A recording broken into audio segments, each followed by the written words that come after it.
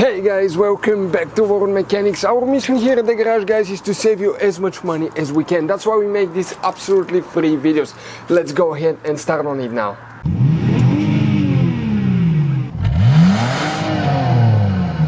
In today's video we're going to show you how to reset the oil change indicator on a Ford Focus. This one is a 2012 model, but it will be the same from 2012, I think from 2012 all the way until 2015. So what you need to do right now, you need to get the key for the vehicle, insert it and go to the second position without starting the engine, okay? Like that when you have all the lights on.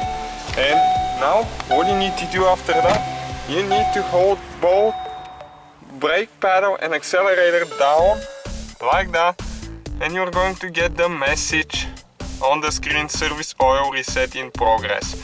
And now keep holding the accelerator and the brake pedal, both of them pressed all the way for about 25 seconds. You see the message on the screen. It's going to tell you when the procedure is done.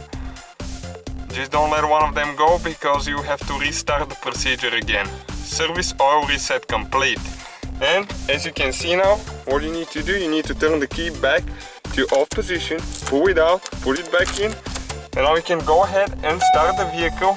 And once you start it, you shouldn't have changed the oil indicator. As you can see, you can go to system check right here, and all systems normal. So everything's perfect. That's how you reset the oil change light on a Ford Focus.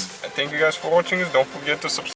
Hopefully guys the video was helpful. Please do not forget to comment, like, subscribe. That way we can keep making these absolutely free videos. Guys, we have more than 19,000 free repair videos on our YouTube channels that can, guys, save you thousands of dollars in future repairs. Check them out. Thank you guys for watching and see you next time.